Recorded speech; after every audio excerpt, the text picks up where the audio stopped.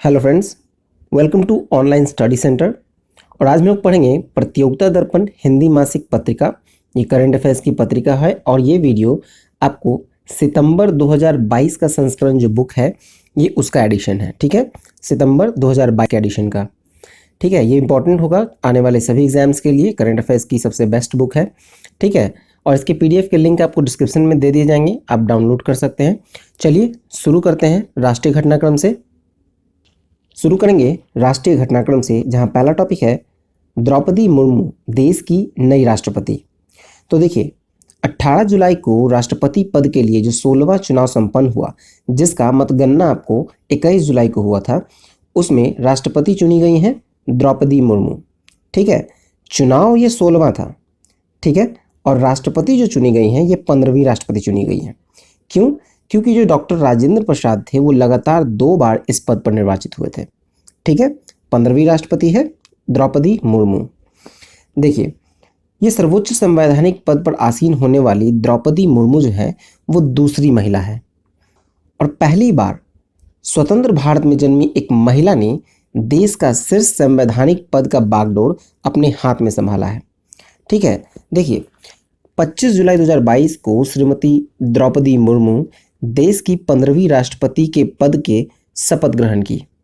ठीक है, 25 जुलाई को किया और इन्हें जो शपथ ग्रहण में शपथ दिलाया गया वो दिलाया गया मुख्य न्यायाधीश न्यायमूर्ति एन.वी. रमन्ना के द्वारा। ठीक है, चलिए इसमें आगे देखें। देखा जाए तो द्रौपदी मुर्मू जो 15वीं राष्ट्रपति हैं भारत की, वो एक आदिवासी समुदाय से आती हैं। इनकी उम्र जो है वो है 64 वर्ष। ठीक है, और ये 64 वर्ष की उम्र में जो द्रौपदी मुर्मू ने देश का प्रथम नागरिक बनने के जो साथ साथ तीनों सेनाओं का सर्वोच्च कमांडर बनकर सबसे कम उम्र में ही देश के इस सर्वोच्च पद पर आसीन होने का श्रेय प्राप्त किया है। ठीक है, देखिए हुआ यूं कि इस चुनाव में 2 उम्मीदवार थे, एक थे द्रौपदी मुर्मू और एक थे यशवंत सिन्हा। ठीक है, अब द्रौपदी मुर्मू जो है वो निर्वाचन मंडल के 2824 सदस्यों का मत इन्हें मिला। कुल 6,76,803 मत प्राप्त हुए और देखा जाए तो जो कुल वैध मत पड़े थे उसका 64.03% मत द्रौपदी मुर्मू को मिला। और दूसरे हैं यशवंत सिन्हा। यशवंत सिन्हा इन्हें निर्वाचन मंडल का 1877 सदस्यों का मत मिला, यानी कि 3,80,177 मत प्राप्त हुआ, यानी कि कुल वैध मतों का 35.97% मत यशवंत सिन्हा को मिला। ठीक है, देखा जाए तो श्रीमती जो द्रौपदी मुर्मू है इस चुनाव में प्रत्येक राज्य और केंद्र शासित क्षेत्र से इनको मत मिला है, जबकि विपक्षी द्वारा यशवंत सिन्हा के द्वारा आंध्र प्रदेश, नागालैंड और सिक्किम में इनका खाता भी नहीं खुला। एक चीज़ ये भी है कि केरल में एनडीए की सरकार नहीं है। ठीक है, लेकिन केरल से भी एनडीए की सरकार ना होते हुए भी मुर्मू के पक्ष में मत दिया गया है। ठीक है, और निर्वाचन मंडल का 53 सदस्यों का मतगणना जो है वो अवैध घोषित किया गया है। ठीक है, चलिए अब नेक्स्ट टॉपिक देखते हैं। नेक्स्ट टॉपिक है श्रीमती द्रौपदी मुर्मू जो भारत की 15वीं राष्ट्रपति है, उनकी संक्षिप्त परिचय देखा जाए तो देखिए द्रौपदी मुर्मू के बारे में अगर हम लोग देखें तो उनका जो जन्म हुआ था वो 20 जून 1958 को हुआ। जन्मस्थल है द्रौपदी मुर्मू का उड़ीसा के मयूरभंज जिले के एक गांव में एक संथाल आदिवासी परिवार में हुआ। पिता का नाम इनका बिरांची नारायण दास टुडू है। ठीक है, प्रारंभिक शिक्षा जो है इन्होंने बचपन में अपने क्षेत्र में ही प्रारंभिक शिक्षा प्राप्त की और उसके पश्चात भुवनेश्वर स्थित जो रामादेवी महिला कॉलेज है, जो कि भुवनेश्वर में स्थित है, रामादेवी महिला कॉलेज, वहाँ से इसने स्नातकीय की शिक्षा प्राप्त की इन्होंने। ठीक है, इनका कार्य के बारे में अगर हम लोग देखें तो 1997 से 1983 तक ये विद्युत विभाग में जूनियर असिस्टेंट के रूप में कार्य किया इन्होंने, एवं 1997 तक रायरंगपुर स्थित जो अरबिंदो इंटीग्रल एजुकेशन सेंटर में इन्होंने शिक्षिका के रूप में कार्य किया। ठीक है, पहला चुनाव इन्होंने 1997 में भाजपा में शामिल होने के पश्चात उसी वर्ष रायरंगपुर में ही पहली बार नगर पंचायत हेतु पार्षद व चुनी गई। रायरंगपुर की उपाध्यक्ष भी वही बनी। फिर वो विधानसभा की सदस्य भी रहीं। विधानसभा की सदस्यता के दौरान सर्वश्रेष्ठ विधायक का जो पुरस्कार था नीलकंठ पुरस्कार उन्हें 2007 में दिया गया। नीलकंठ पुरस्कार दिया गया है 2007 में। और जून 2022 में भाजपा के नेतृत्व वाले जो एनडीए ने उन्हें अपना राष्ट्रपति उम्मीदवार घोषित किया। इस दौरान अगर देखा जाए तो 2015 में केंद्र के एनडीए सरकार के पहले कार्यकाल के दौरान ही मई 2014 में झारखंड की राज्यपाल उन्हें बनाया गया था। ठीक है, 2014 में झारखंड के राज्यपाल बनाया गया और जुलाई 2021 तक वो इस पद पर रही हैं झारखंड के राज्यपाल के रूप में। और जून 2022 में एनडीए ने उन्हें अपना राष्ट्रपति पद का उम्मीदवार घोषित किया। ठीक है, देखिए श्रीमती द्रौपदी मुर्मू का जो पारिवारिक जीवन है वो दुखों भरा रहा है। कहने का मतलब कि इनका जो विवाह हुआ था वो श्याम चरण मुर्मू के साथ हुआ 1976 में, लेकिन उनके पति का निधन हो गया 2014 में। इनके 2 पुत्र और 1 पुत्री है, लेकिन उन दोनों पुत्रों का निधन हो चुका है और जो एकमात्र पुत्री है वो अभी बैंक कर्मी है, उनका नाम है इतिश्री मुर्मू। ठीक है, चलिए अब नेक्स्ट टॉपिक देखें हम लोग। नेक्स्ट टॉपिक है राज्यसभा हेतु 4 नए सदस्यों का मनोनयन। तो पहले देखा जाए तो राज्यसभा में जो मनोनीत सीट होती हैं वो होती हैं 12। ठीक है, और 4 सीटों के लिए अभी मनोनयन किया गया है। देखा जाए तो 6 जुलाई को राष्ट्रपति रामनाथ कोविंद जो पहले राष्ट्रपति थे 6 जुलाई तक, उन्होंने 4 सीटों के लिए सदस्य का मनोनयन किया था। राज्यसभा के 12 सीटों में से 7 सीटें अप्रैल 2022 तक रिक्त चल रही थी। ठीक है, 7 सीटें रिक्त थी, मतलब 5 सीट पहले से चुने हुए थे। अब इन 7 में से 4 सीट का मनोनयन राष्ट्रपति रामनाथ कोविंद ने किया है। इनमें देखा जाए तो पहला है पीटी उषा, धाविका है। भारत सरकार की अर्जुन पुरस्कार इन्हें दिया गया 1983 में। पद्मश्री पुरस्कार से सम्मानित किया गया 1985 में। और एशियाई खेलों में एशियाई एथलेटिक्स चैंपियनशिप आदि में अनेक स्वर्ण पदक ये जीत चुकी हैं। फिर सेकंड है आपको इलैया राजा, ये एक संगीतकार हैं। पद्मश्री इन्हें मिला था 2010 में, पद्म विभूषण मिला 2018 में। ठीक है, और तमिल फिल्मों के प्रसिद्ध संगीतकार हैं इलैया राजा। लगभग 1400 से अधिक तमिल और तेलुगु फिल्मों में इन्होंने 7000 से अधिक गानों के लिए संगीत दे चुके हैं। ठीक है, फिर तीसरा देखिए, तीसरा है भी विजेंद्र प्रसाद गाड़ू। ये कहानीकार हैं और फिल्म निर्देशक हैं। आपको देखा जाए तो जैसे Bajrangi Bhaijaan, Baahubali, RRR, Rowdy Rathore, Marshal, Manikarnika the queen of Jhansi जैसे फिल्मों की ये कहानीकार हैं। और उसके साथ साथ अर्धांगिनी, श्रीवल्ली, रांझना इन फिल्मों में इन्होंने निर्देशन भी किया है। ठीक है, वी विजेंद्र प्रसाद गारू। अब चौथा देखते हैं। चौथा है वीरेंद्र हेगड़े, धर्मगुरु हैं। कर्नाटका के दक्षिण कन्नड़ जिले में स्थित धर्मस्थल मेजुनाथ स्वामी मंदिर के अनुवांशिक ट्रस्टी और धर्माधिकारी हैं। इन्हें पद्म भूषण 2000 में दिया गया और पद्म विभूषण 2015 में इन्हें सम्मानित किया गया। इनके मनोनयन के पश्चात देखा जाए तो राज्यसभा में मनोनीत सदस्यों की संख्या 9 हो गई है। अभी भी 3 स्थान सदन में रिक्त हैं। ठीक है, ये 4 थे, 5 और जो पहले मनोनीत हो चुके हैं उसमें आपको है सर्वश्री राम सकल, राकेश सिन्हा, महेश जेठमलानी, न्यायमूर्ति रंजन गोगोई और श्रीमती सोनल मानसिंह। ये 5 पहले से मनोनीत है और 4 ये हुए। अब 3 सीटें अभी भी रिक्त हैं। ठीक है, चलिए नेक्स्ट देखते हैं। नेक्स्ट है उत्तर प्रदेश विधान परिषद में अब कांग्रेस का कोई सदस्य नहीं। देखा जाए तो उत्तर प्रदेश का जो विधान परिषद है उसकी संख्या है 100, सदस्यों की संख्या 100 है, लेकिन अब वहाँ कांग्रेस का कोई भी सदस्य नहीं है। देखा जाए तो 6 जुलाई 2022 को उत्तर प्रदेश के विधान परिषद में कांग्रेस के एकमात्र सदस्य थे जो दीपक सिंह, उनका कार्यकाल समाप्त हो गया और इसके साथ ही अब प्रदेश के इस सदन में कांग्रेस का कोई भी सदस्य नहीं है। ठीक है, और इस 100 सदस्यों की जो संख्या है उसमें आपको सर्वाधिक जो है वो 73 है भाजपा के, जो पार्टी के इतिहास का अब तक का सर्वोच्च संख्या है विधान परिषद में उत्तर प्रदेश में 73। और समाजवादी पार्टी की संख्या, सदस्यों की संख्या जो है वो है 9, यानी ये दूसरे स्थान पे है। ठीक है, बसपा के 1 सदस्य हैं और इनका कार्यकाल भी आपको 5 मई 2024 तक ही है। चलिए इसमें आगे देखें तो समाजवादी पार्टी के हाथों से जो विपक्षी दल के नेता का पद भी इनका निकल गया, क्योंकि विपक्षी दल का मान्यता के लिए सदस्यों की संख्या जो है वो सदन के सदस्यों की संख्या का कम से कम 10% होना चाहिए था। ठीक है, लेकिन 10% नहीं है। समाजवादी पार्टी के श्री लाल बिहारी यादव जी में नेता प्रतिपक्ष का दर्जा प्राप्त था और 6 जुलाई के पश्चात वो समाप्त हो गया। ठीक है, चलिए नेक्स्ट देखें। नेक्स्ट टॉपिक है उच्च शैक्षणिक संस्थानों की शिक्षा मंत्रालय की अखिल भारतीय रैंकिंग 2022। तो देखा जाए तो 15 जुलाई 2022 को उच्च शैक्षणिक संस्थानों का वर्ष 2022 का अखिल भारतीय रैंकिंग केंद्रीय शिक्षा मंत्री श्री धर्मेंद्र प्रधान के द्वारा जारी किया गया। शिक्षा मंत्रालय के द्वारा देश के उच्च संस्थानों के ऐसी रैंकिंग जो है विगत 7 वर्षों से कराई जा रही है। ठीक है, ये रैंकिंग जो है पिछले 7 सालों से हर साल जारी की जाती है। अब देखा जाए तो इंडिया रैंकिंग 2022 नाम से जो रैंकिंग मंत्रालय के national institute of ranking framework के तहत 11 विभिन्न श्रेणियों में निर्धारित की गई है। ठीक है, मतलब 11 विभिन्न कैटेगरीज में इसमें निर्धारित की गई है। और देखा जाए तो उस 11 विभिन्न कैटेगरी में तो बांट दिया, लेकिन उनका जो आधार है, जो मानक है, वो 5 है। ठीक है, उन 5 मानकों के आधार पर ही प्रदान किया गया है।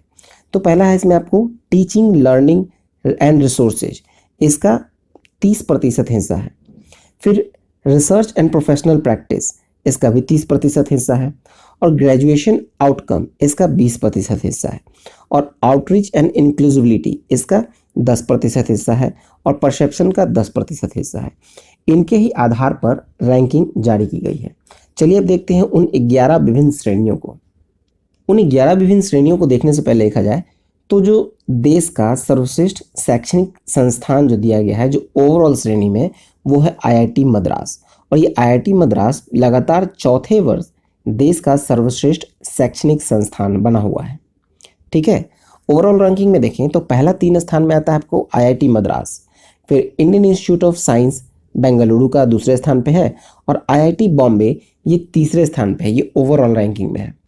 अब यूनिवर्सिटी वर्ग में देखें तो पहला 3 स्थान में तो पहला है आपको Indian institute of science Bengaluru, ये यूनिवर्सिटी कैटेगरी में है। फिर दूसरा है जवाहरलाल नेहरू यूनिवर्सिटी यानी कि जेएनयू नई दिल्ली का। और जामिया मिलिया इस्लामिया नई दिल्ली का, ये तीसरे स्थान पे है यूनिवर्सिटी वर्ग में। अब देखते हैं इंजीनियरिंग संस्थान वर्ग में। तो इसमें पहला है आपको आईआईटी मद्रास, ये ओवरऑल में भी पहले स्थान पे है और इंजीनियरिंग संस्थान में भी पहले स्थान पे है आईआईटी मद्रास। फिर दूसरा आता है आईआईटी दिल्ली और तीसरा है आईआईटी बॉम्बे। चलिए आगे देखें। इंजीनियरिंग संस्थान वर्ग तो हम लोगों ने देख लिया। अब देखते हैं मैनेजमेंट वर्ग। मैनेजमेंट वर्ग में देखा जाए तो पहले स्थान पे है आईआईएम अहमदाबाद, दूसरे स्थान पे है आईआईएम बेंगलुरु और तीसरे स्थान पे है आईआईएम कैलकाटा। फिर आते हैं कॉलेज वर्ग में। तो कॉलेज वर्ग में प्रथम 3 स्थान में देखा जाए तो पहले स्थान पे है मिरांडा हाउस दिल्ली का। फिर दूसरे स्थान पे है हिंदू कॉलेज, ये भी दिल्ली का। और प्रेसिडेंसी कॉलेज जो चेन्नई का है वो तीसरे स्थान पे है कॉलेज वर्ग में। फिर आते हैं फार्मेसी वर्ग। फार्मेसी वर्ग में प्रथम 3 स्थान में देखा जाए तो पहला है जामिया हमदर्द न्यू दिल्ली का। फिर है national institute of pharmaceutical education and research Hyderabad का, ये दूसरे स्थान पे है। फिर पंजाब यूनिवर्सिटी चंडीगढ़ का तीसरे स्थान पे है। ठीक है, फिर देखते हैं चिकित्सा वर्ग में। चिकित्सा वर्ग में प्रथम 3 स्थान में देखें तो पहला है एम्स दिल्ली का, जो एम्स है वो पहले स्थान पे है। फिर post graduate institute of medical education and research Chandigarh का है और ये चिकित्सा वर्ग में दूसरे स्थान पे है। तमिलनाडु जो वेल्लोर में है वो क्रिश्चियन मेडिकल कॉलेज, ये तीसरे स्थान पे है। तमिलनाडु के वेल्लोर में क्रिश्चियन मेडिकल कॉलेज तीसरे स्थान पे है चिकित्सा वर्ग में। चलिए आगे देखें। फिर आते हैं आर्किटेक्चर संस्थानों के वर्ग। आर्किटेक्चर के संस्थानों के वर्ग में देखें तो पहला 3 स्थान आर्किटेक्चर कैटेगरी में इंडियन इंस्टीट्यूट ऑफ टेक्नोलॉजी मतलब आईआईटी रुड़की जो है वो पहले स्थान पे है। फिर national institute of technology Calicut का यानी एनआईटी कैलिकट का, वो दूसरे स्थान पे है। और Indian institute of technology Kharagpur, ये तीसरे स्थान पे है आर्किटेक्चर वर्ग में। फिर विधि संस्थान के वर्ग में देखिए तो पहले स्थान पे है national law school of India university Bengaluru का, दूसरे स्थान पे है नेशनल लॉ यूनिवर्सिटी नई दिल्ली और तीसरे स्थान पे है सिम्बायोसिस लॉ स्कूल पुणे का। अब आते हैं दंत चिकित्सा संस्थान के वर्ग में, जिसमें Savita institute of medical and technical science Chennai. फिर दूसरा है Manipal college of dental science, ये उडुपी का है। ठीक है, उडुपी, इसको करेक्शन कर दिया जाएगा आपको पीडीएफ में। और तीसरे स्थान पे है डॉक्टर डीवाई पाटिल विद्यापीठ, ये पुणे का है, तीसरे स्थान पे है दंत चिकित्सा में।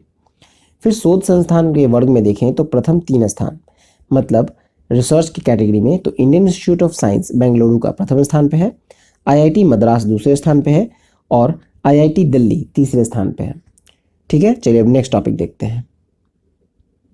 नेक्स्ट टॉपिक है पद पर रहते हुए विवाह करने वाले भगवंत सिंह मान तीसरे मुख्यमंत्री। तो देखा जाए तो 7 जुलाई 2022 को पंजाब के मुख्यमंत्री सरदार भगवंत मान एक सादे समारोह में विवाह में बंध गए। 48 वर्षीय भगवंत मान का यह दूसरा विवाह था और विवाह हुआ हरियाणा के पिहोवा निवासी जो 32 वर्षीय हैं डॉक्टर गुरप्रीत कौर के साथ। भगवंत मान का पहला विवाह जो हुआ था वो 2009 में हुआ था इंद्रप्रीत कौर के साथ, लेकिन 2016 में आपसी सहमति से दोनों ने तलाक हो गया। फिर देखा जाए तो पहली पत्नी से उनके एक पुत्र और एक पुत्री है जिनकी उम्र अभी 17 वर्ष और 21 वर्ष है। दोनों बच्चे अपने माँ के साथ अमेरिका में रहते हैं और विवाह समारोह में भी शामिल हुए थे वो दोनों बच्चे। ठीक है, इससे पहले जो 2 मुख्यमंत्री जो पद पर रहते हुए विवाह किया था उसमें थे, एक मुख्यमंत्री थे जिनका नाम था वीरभद्र सिंह जो कि हिमाचल प्रदेश के मुख्यमंत्री थे, और दूसरे हैं प्रफुल्ल कुमार। प्रफुल्ल कुमार महंत असम के मुख्यमंत्री थे जो इन्होंने मुख्यमंत्री पद पर रहते हुए इन्होंने विवाह किया था। चलिए नेक्स्ट देखें। नेक्स्ट है भारत के 36वें राष्ट्रीय खेल 27 सितंबर से 10 अक्टूबर 2022 को गुजरात में होंगे। देखा जाए तो भारत के जो 35वें राष्ट्रीय खेल हुए थे वो हुए थे 2015 में और वो हुआ था केरल में, और 36वां जो अभी गुजरात में होने वाला है एक्चुअली ये प्रस्तावित था आपको गोवा में होने का। ठीक है, लेकिन किसी कारणवश नहीं हुआ, कभी कोविड के कारण नहीं हुआ तो कभी असमर्थता, गोवा के असमर्थता के कारण ये नहीं हो सका। ठीक है, अब देखा जाए तो गुजरात में ये 27 सितंबर से 10 अक्टूबर को कराने का घोषणा किया गया है गुजरात के मुख्यमंत्री भूपेंद्र पटेल के द्वारा। खेल गुजरात के 6 शहरों में होगा, अहमदाबाद, गांधीनगर, सूरत, बड़ोदरा, राजकोट एवं भावनगर में, जिसमें देश भर के लगभग 7,000 खिलाड़ी इन खेलों में भाग लेंगे। गुजरात ओलंपिक संघ एवं गुजरात सरकार की सहमति के पश्चात भारतीय ओलंपिक संघ ने यह आयोजन गुजरात में कराने को सहमति प्रदान की है। नेक्स्ट है गोधन न्याय योजना के तहत गोबर के साथ साथ अब गौमूत्र भी खरीदेगा छत्तीसगढ़ सरकार। देखा जाए तो 28 जुलाई 2022 को छत्तीसगढ़ सरकार छत्तीसगढ़ के प्रमुख त्योहार हड़ेली के दिन से गौमूत्र की खरीद शुरू की है। न्यूनतम सरकारी दर जो है वो है 4 रुपये प्रति लीटर। ठीक है, गौमूत्र का निर्धारित मूलतः न्यूनतम सरकारी मूल्य 4 रुपये प्रति लीटर है और इसका जो इस्तेमाल होगा वो जीवामृत एवं कीट नियंत्रक उत्पाद तैयार करने के लिए किया जाएगा। देखा जाए तो जुलाई 2020 में छत्तीसगढ़ की सरकार ने गोधन योजना के तहत गाय का गोबर खरीदने का निर्णय किया था, मतलब खरीदना शुरू किया था और इसे 2 रुपये प्रति किलोग्राम की दर से खरीद रही थी। ठीक है, चलिए अब नेक्स्ट टॉपिक देखें। नेक्स्ट टॉपिक है 35 वर्ष की सेवा के पश्चात आईएनएस सिंधु ध्वज नौसेना की सेवा से मुक्त। देखा जाए तो 16 जुलाई 2022 को 35 वर्षों तक भारतीय नौसेना की सेवा में रही आईएनएस सिंधु ध्वज पनडुब्बी को ससम्मान नौसेना की सेवा से मुक्त कर दिया गया। देखा जाए तो 1987 में सिंधु घोष क्लास की जो ये तत्कालीन सोवियत संघ निर्मित पनडुब्बी है उसको भारतीय नौसेना में शामिल किया गया था। कब? 1987 में। और सिंधु घोष श्रेणी की पनडुब्बियों में आत्मनिर्भरता प्राप्त करने के लिए नौसेना के प्रयासों में शामिल रहे यह पनडुब्बी नौसेना की अकेली ऐसी पनडुब्बी है जिसे प्रधानमंत्री नरेंद्र मोदी ने नवाचार के लिए CNS रोलिंग ट्रॉफी से सम्मानित किया था। ठीक है, चलिए अब नेक्स्ट देखें। नेक्स्ट टॉपिक है पिछले वर्ष 1.63 लाख लोगों ने भारत की नागरिकता त्याग कर विदेशी नागरिकता ली। तो देखा जाए तो 1.63 लाख लोगों ने जो नागरिकता त्यागी है वो अभी तक का सर्वाधिक है किसी एक वर्ष में। ठीक है, और 19 जुलाई को गृह मंत्रालय के द्वारा लोकसभा में प्रस्तुत किया गया एक जानकारी था कि 2015 से 2021 के दौरान मतलब पिछले 7 सालों में रिकॉर्ड 9.24 लाख लोगों ने, उससे भी अधिक लोगों ने भारतीय नागरिकता को त्यागा है और दूसरे देशों की नागरिकता ग्रहण की है। देखिए, भारतीय नागरिकता को त्याग करने वाले सर्वाधिक जो 2021 में वो रिकॉर्ड रहा है 1.63 लाख लोगों का। 2021 में भारत की नागरिकता छोड़कर जिन देशों की नागरिकता उन्होंने ली है उसमें सर्वाधिक है अमेरिका की। 78,284 लोगों ने अमेरिका की नागरिकता ली। ऑस्ट्रेलिया की नागरिकता ली है 23,533 लोगों ने, ये एक साल का आंकड़ा है। और कनाडा का 21,597 लोगों ने। यूके का 14,637 लोगों ने। इटली का 5,986 लोगों ने। और 41 लोगों ने पाकिस्तान की और 10 लोगों ने नेपाल की नागरिकता ली है। ठीक है। और देखा जाए तो 362 लोगों ने चीन की नागरिकता भी ली है। ठीक है। चलिए नेक्स्ट टॉपिक देखें।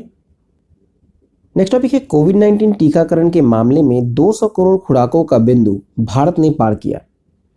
200 करोड़ खुराक का बिंदु पार करने वाला भारत जो है वह दूसरा देश है। पहला है चीन। ठीक है।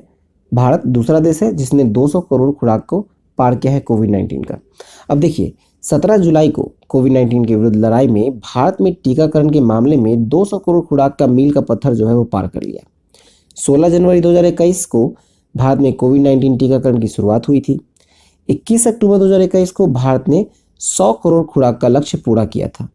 और 17 सितंबर 2021 को केवल एक दिन में सर्वाधिक 2.5 करोड़ रिकॉर्ड टीकाकरण हुए थे, सिर्फ एक दिन में। ठीक है। केंद्रीय स्वास्थ्य एवं परिवार कल्याण मंत्रालय की विज्ञप्ति की अगर देखें तो make in India and make for the world जो प्रधानमंत्री नरेंद्र मोदी की नीति के तहत नागरिकों के अनुसंधान, विकास और निर्माण देश में ही किया गया। ठीक है।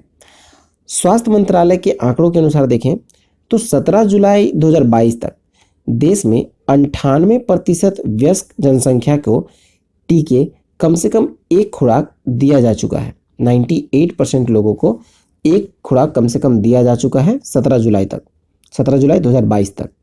और 90% जनसंख्या का पूर्ण टीकाकरण हो चुका है। ठीक है। इसमें आगे की आंकड़ा देखें तो 12 से 14 वर्ष की आयु के वर्ग के जो किशोर हैं उनका टीकाकरण शुरू हुआ 16 मार्च 2022 से। और 10 अप्रैल 2022 से 18 से 59 वर्ष के आयु के लिए तीसरा जो प्रिकॉशन डोज है उसका शुरुआत किया गया। ठीक है। चलिए नेक्स्ट देखें। अब मूव करते हैं अंतर्राष्ट्रीय घटनाक्रम में, जहां पहला टॉपिक है भारत और पाकिस्तान के बीच कैदियों के सूची का आदान प्रदान। तो देखा जाए तो 1 जुलाई 2022 को भारत और पाकिस्तान ने अपने हिरासत में एक दूसरे के नागरिक, कैदियों और मछुआरों दोनों की सूचियों का आदान प्रदान किया। इन सूचियों का आदान प्रदान जो है वो प्रति वर्ष होता है, लेकिन हर वर्ष में 2 बार होता है, एक 1 जनवरी को और एक 1 जुलाई को। अब देखा जाए तो पाकिस्तान के जेलों में जो भारतीय हैं वो है 682, ये पाकिस्तान ने बताया है, जिसमें मछुआरे हैं 633 और अन्य हैं 49। और भारतीय जेल में जो कुल पाकिस्तानी हैं वो है कुल 404, जिसमें मछुआरे आपको 95 हैं और अन्य आपको 309 हैं। ठीक है। चलिए नेक्स्ट देखते हैं। नेक्स्ट है ब्रिटेन के प्रधानमंत्री बोरिस जॉनसन का त्यागपत्र। भारतीय मूल के ऋषि सुनक या लिज ट्रस में से कोई होंगे प्रधानमंत्री। देखा जाए तो 7 जुलाई 2022 को पार्टी जो है, मतलब कंजर्वेटिव पार्टी जो इनका है, उसके आंतरिक दबाव बढ़ने के कारण बोरिस जॉनसन ने प्रधानमंत्री पद से त्यागपत्र दे दिया। एक्चुअली देखा जाए तो ये जो दबाव बढ़ा था उसके 2 कारण हैं। ठीक है। एक है गेट विवाद, पार्टी गेट विवाद, और दूसरा है कि इनके सहयोगी सांसद हैं जिसका नाम है क्रिस पिंचर। क्रिस पिंचर नशे में यौन दुराचार और लोगों से दुर्व्यवहार का आरोप लगा है इन पर। ठीक है। पिछली बार भी काफ़ी विवाद हुआ था, लेकिन धीरे धीरे कोविड के कारण ये शांत हो गया था। लेकिन अब ये दूसरा जो क्रिस पिंचर का विवाद है उस वजह से इन्हें मजबूरन पार्टी से, मतलब पद से, प्रधानमंत्री के पद से इन्हें त्यागपत्र देना पड़ा। देखा जाए तो जो कंजर्वेटिव पार्टी के नए नेता होंगे वो जो प्रधानमंत्री बनेंगे वही पार्टी के भी नए नेता होंगे। ठीक है। और इस चुनाव का प्रक्रिया जो है वहाँ शुरू हो चुका है। देखिए ये एक लंबी प्रक्रिया है और ये 3 चरण में होता है। पहला होता है नॉमिनेशन, एलिमिनेशन और होता है फाइनल वोटिंग। नॉमिनेशन एलिमिनेशन के बाद जो फाइनल वोटिंग अब बचा है, तो फाइनल वोटिंग में मात्र 2 लोग बचे हैं, और उन दो में से एक है आपको ऋषि सुनक जो कि भारतीय मूल के हैं और जॉनसन सरकार में वो वित्त मंत्री रहे थे, ठीक है। और विदेश मंत्री लिज ट्रॉस। अब इन दोनों में ही ये फाइनल राउंड चलेगा जिसमें जो प्रधानमंत्री बन जाए। अब देखा जाए तो ये अंतिम जो इलेक्शन का जो लास्ट राउंड है उसका परिणाम आपको 5 सितंबर 2022 को आने का संभावना है, ठीक है। चलिए नेक्स्ट देखते हैं। नेक्स्ट टॉपिक है मंकी पॉक्स के तीव्र प्रसार को देखते हुए विश्व स्वास्थ्य संगठन ने इसे ग्लोबल हेल्थ इमरजेंसी घोषित किया, ठीक है। WHO ने इसे ग्लोबल हेल्थ इमरजेंसी घोषित किया है। तो WHO के महानिदेशक जो हैं वो हैं टेड्रोस एडहोम गैब्रियेसस, ठीक है। अब देखिए तो 23 जुलाई को WHO ने मंकी पॉक्स को ग्लोबल हेल्थ इमरजेंसी घोषित किया है और ये वायरस जो है एक्चुअली पहले मध्य और पश्चिम अफ्रीका के कई भागों में ये वर्षों से देखा जा रहा है इसे, लेकिन हाल ही में अफ्रीका महाद्वीप के बाहर इसे तेजी से फैलता हुआ देखा जा रहा है, ठीक है। देखिए WHO के महानिदेशक ने बताया कि यूरोप के अतिरिक्त अमेरिका, कनाडा, यहाँ तक कि भारत में भी फैलते हुए इसे देखा जा रहा है और 70 से अधिक देशों में ये प्रसारित हो गया है। इससे पूर्व देखा जाए तो WHO ने कोविड-19, इबोला और जीका वायरस इन्हें भी ग्लोबल हेल्थ इमरजेंसी घोषित किया था, ठीक है। भारत में मंकी पॉक्स का अभी तक 4 मामले आ चुके हैं जिसमें 3 केरल में और 1 दिल्ली में आ चुका है। चलिए नेक्स्ट देखें। नेक्स्ट टॉपिक है जापान के पूर्व प्रधानमंत्री शिंजो आबे की गोली मारकर हत्या। तो देखिए 8 जुलाई 2022 को पश्चिमी जापान के नाड़ा शहर में जापान के सबसे लंबे समय तक प्रधानमंत्री रहे शिंजो आबे की गोली मारकर हत्या कर दी गई। उन पर एक जनसभा में संबोधित करने के दौरान हमलावर ने पीछे से 2 गोलियां चलाई और जो हमलावर थे उसका नाम था लेत्सुया यामागामी और ये हमलावर जो है वो स्पॉट पर ही मतलब कि मौके पर ही गिरफ्तार कर लिया गया उसे। देखा जाए तो ये यामागामी जो है वो 41 वर्षीय हैं और जापान की सेल्फ डिफेंस फोर्स के में इन्होंने काम किया है। प्रारंभिक पूछताछ में उसने पुलिस को ये बताया कि वो उनकी नीतियों से खुश नहीं था और उनके निधन पर एक दिन का राष्ट्रीय शोक भारत में भी घोषित किया गया 9 जुलाई को, ठीक है। प्रधानमंत्री के रूप में जो शिंजो आबे का कार्यकाल था उसके दौरान भारत और जापान के बीच जो बुलेट ट्रेन का समझौता हुआ था 2015 में और इसके लिए 12 अरब डॉलर का कर्ज जापान ने भारत को दिया था मात्र 0.1% के ब्याज पर। इसमें आगे देखें तो जो भीषण भूकंप, सुनामी, मंदी, कोविड महामारी के दौरान उनके आर्थिक नीतियों जिन्हें एबेनॉमिक्स कहा जाता था, ठीक है, वो महत्वपूर्ण भूमिका अर्थव्यवस्था को मजबूत बनाने में कर रही थी। उनकी मैत्रीपूर्ण नीति के कारण 2021 में उन्हें भारत का दूसरा सर्वोच्च सम्मान पद्म विभूषण से सम्मानित किया गया था, ठीक है। भारत सरकार ने दूसरा सर्वोच्च सम्मान पद्म विभूषण से 2021 में शिंजो आबे जो पूर्व प्रधानमंत्री थे जापान के, उन्हें सम्मानित किया था। चलिए नेक्स्ट देखें। नेक्स्ट टॉपिक है अमिताभ कांत G20 के आगामी शिखर सम्मेलन हेतु भारत के पूर्णकालिक शेरपा। तो देखा जाए तो 23वां जो शिखर सम्मेलन होगा अगले वर्ष 2023 में वो भारत में संपन्न होना है, ठीक है। G20 का जो अगला 23वां शिखर सम्मेलन होगा वो भारत में होगा और उसमें अमिताभ कांत को शेरपा बनाया गया है, ठीक है। शेरपा का मतलब ये समझा जाए कि देश का जो शेरपा होता है वो दूसरा भागीदार देशों के साथ, ठीक है, दूसरे जो भागीदार देश हैं उनके शेरपाओं के साथ संपर्क में रहते हैं, राजनीतिक, आर्थिक एवं अन्य वैश्विक एजेंडे पर बातचीत कर सहमतियां पहले ही बनाते हैं। इस प्रकार शेरपा ही किसी देश का अधिकृत प्रतिनिधि होता है, ठीक है, जो अन्य देशों के शेरपाओं के साथ विभिन्न मुद्दों पर समन्वय बैठाने का कार्य करता है, ठीक है। एक्चुअली देखा जाए तो पहले जो शेरपा थे वो थे पीयूष गोयल, ठीक है, जो कि आपको वाणिज्य, उद्योग, टेक्सटाइल व उपभोक्ता मामले के मंत्री हैं पीयूष गोयल, उनके पास था ये पद। लेकिन सरकार का मानना था कि उन पद को देखते हुए, उनके कार्यभार को देखते हुए इस पद के लिए एक स्वतंत्र इंसान चाहिए, इसलिए उन्होंने अमिताभ कांत को बनाया, ठीक है। अब देखा जाए तो 1 दिसंबर 2022 से 30 नवंबर 2023 तक G20 की जो अध्यक्षता है वो भारत के पास रहेगी और G20 शिखर सम्मेलन के संदर्भ में जो व्यापक एवं विस्तृत कार्य को देखते हुए भारत सरकार ने नीति आयोग के पूर्व सीईओ जो कि अमिताभ कांत हैं, G20 के संगठन के लिए भारत का पूर्णकालिक शेरपा जुलाई 2022 में नियुक्त किया गया। ठीक है, चलिए नेक्स्ट देखते हैं। नेक्स्ट टॉपिक है I2U2 का पहला शिखर सम्मेलन वर्चुअल मोड में संपन्न।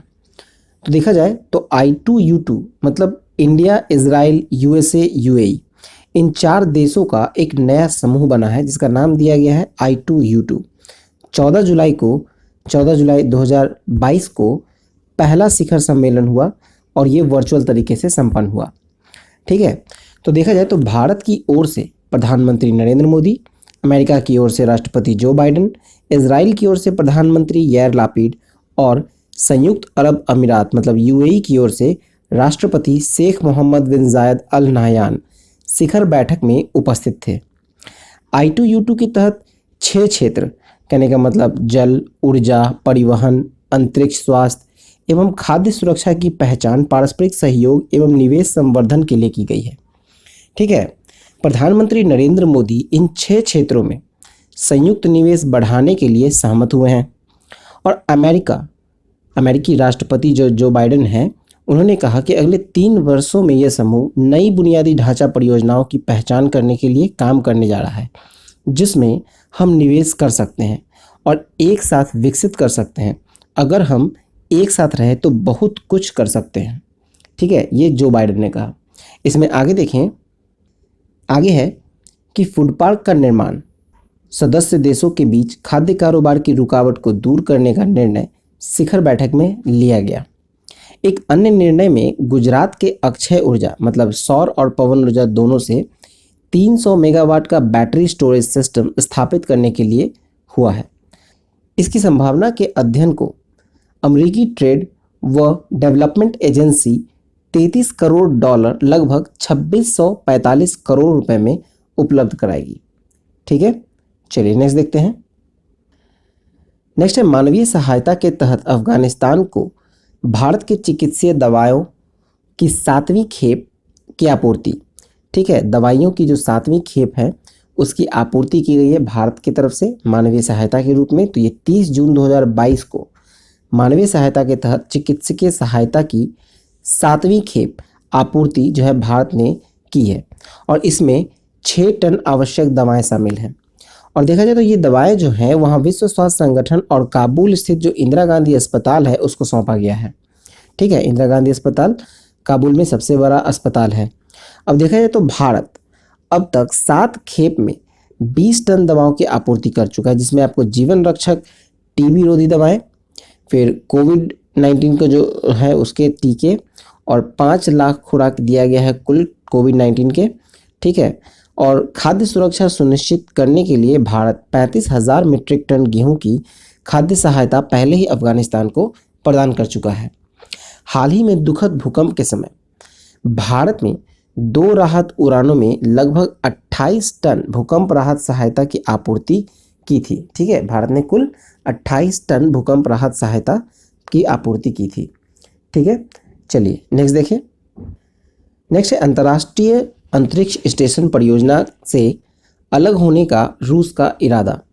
तो देखा जाए तो रूस वर्ष 2024 में अंतर्राष्ट्रीय अंतरिक्ष स्टेशन मतलब ISS से योजना कर रहा है अलग होने का, लेकिन इसका कोई औपचारिक घोषणा रूस अभी तक नहीं किया है। ठीक है, रूस की जो अंतरिक्ष एजेंसी है रोसकॉस्मोस, उसके जो नवनियुक्त प्रमुख हैं यूरी बोरिसोव ने बताया कि ISS से अलग होने का निर्णय इसलिए लिया गया है कि रूस अब अपना अलग ऑर्बिटल स्टेशन तैनात करना चाहता है। ठीक है, और अंतर्राष्ट्रीय अंतरिक्ष स्टेशन का जो एक बहुराष्ट्रीय परियोजना है जिसमें आपको अमेरिकी अंतरिक्ष एजेंसी नासा है, रूसी एजेंसी है रोसकॉस्मोस, जापान की जाक्सा, यूरोप की ESA और कनाडा की CSA शामिल है। ठीक है, और चीन द्वारा भी अपना एक अलग अंतरिक्ष स्टेशन का स्थापना पृथ्वी की लो ऑर्बिट में किया जा रहा है। ठीक है, चलिए नेक्स्ट देखते हैं। नेक्स्ट टॉपिक है भारत चीन के बीच कोर कमांडर स्तर की वार्ता का 16वां दौर संपन्न। तो देखिए 17 जुलाई 2022 को भारत और चीन के बीच कोर कमांडर स्तर का 16वें दौर का बैठक भारतीय क्षेत्र के चुशुल मोल्दो में सीमा बैठक पर संपन्न हुआ। ठीक है, चुशुल मोल्दो सीमा बैठक स्थल पर संपन्न हुआ। देखा जाए तो भारतीय प्रतिनिधि मंडल के जो नेतृत्व कर रहे थे वो थे 14वीं कोर कमांडर के लेफ्टिनेंट जनरल अनिंदय सेन गुप्ता, और चीन की ओर से दक्षिण तिब्बती मिलिट्री डिस्ट्रिक्ट के प्रमुख मेजर जनरल यांगली ने प्रतिनिधि मंडल के नेतृत्व किया। दोनों पक्षों ने इस बात की पुष्टि की कि शेष मुद्दों के समाधान से पश्चिमी क्षेत्र में एलसी पर शांति और स्थिरता बहाल करने में मदद मिलेगी और द्विपक्षीय संबंधों में प्रगति को सक्षम बनाया जा सकेगा। ठीक है, और पश्चिमी सेक्टर में जमीन पर सुरक्षा और स्थिरता बनाए रखने के लिए दोनों पक्ष सहमत हुए हैं। ठीक है, चलिए अब नेक्स्ट देखें। अब मूव करते हैं आर्थिक वाणिज्यिक परिदृश्य की ओर, जिसमें पहला है कि नीति आयोग के भारत नवाचार सूचकांक 2021, बड़े राज्य में कर्नाटक का शीर्ष स्थान बरकरार। तो देखिए 21 जुलाई को राज्य और केंद्र शासित क्षेत्रों के लिए नीति आयोग ने अपना तीसरा भारत नवाचार सूचकांक जारी किया है, मतलब इंडिया इनोवेशन इंडेक्स का तीसरा भाग जारी किया है। ठीक है, और ये सूचकांक जो है वो इंस्टीट्यूट ऑफ कॉम्पिटिटिवनेस के सहयोग से ग्लोबल इनोवेशन इंडेक्स के तर्ज पर तैयार किया गया है। इंडिया इनोवेशन इंडेक्स 2021 का गणना जो है वो दो स्तंभों पे हुआ है। एक है नवाचार क्षमता जिसको इनेबलर्स, और नवाचार परिणाम यानी कि परफॉर्मेंस, क्षेत्र में अर्जित स्कोर का औसत निकाल कर किया गया है। अब देखिए तो इनमें इनेबलर्स के 5 तत्व हैं। एक है ह्यूमन कैपिटल, दूसरा इन्वेस्टमेंट, तीसरा नॉलेज वर्कर्स, चौथा बिजनेस एनवायरनमेंट तथा पांचवा सेफ्टी एंड लीगल एनवायरनमेंट का समावेश। और अब देखें हम लोग परफॉर्मेंस का, तो परफॉर्मेंस का भी 2 है। ठीक है, चलिए देखते हैं। वही परफॉर्मेंस का 2 पैरामीटर्स है, एक है नॉलेज आउटपुट और दूसरा है नॉलेज डिफ्यूजन, यानी कुल मिलाकर 7 पैरामीटर्स हैं। ठीक है, 5 आपको इनेबलर्स का और 2 परफॉर्मेंस का। अब इस सूचकांक के आधार पर जो तुलना किया गया उसमें राज्यों को 3 श्रेणी में बांटा गया। पहला है बड़ा राज्य। बड़ा राज्य में कुल 17 है। ठीक है, लेकिन पहला 3 स्थान पर देखिए तो पहले स्थान पर है कर्नाटका जिसका सूचकांक में अंक है 18.01। फिर दूसरे पे आता है तेलंगाना और तीसरे पे हरियाणा। फिर पूर्वोत्तर और पर्वतीय राज्य में 10 हैं पूर्वोत्तर और पर्वतीय राज्य में, जिसमें पहले स्थान पे है मणिपुर जिसका सूचकांक है 19.37। उत्तराखंड, फिर मेघालय तीसरे नंबर पे। ठीक है, और फिर तीसरा जो कैटेगरी है वो है केंद्र शासित क्षेत्र और छोटे राज्य। उसमें 3 में देखें तो पहला है चंडीगढ़ 27.88 सूचकांक, दूसरे स्थान पे है दिल्ली और तीसरे पे है अंडमान और निकोबार द्वीप समूह। ठीक है, चलिए नेक्स्ट देखते हैं। नेक्स्ट है खाद्य सुरक्षा अधिनियम के मामले में राज्यों के प्रदर्शन का सूचकांक के आधार पर मूल्यांकन।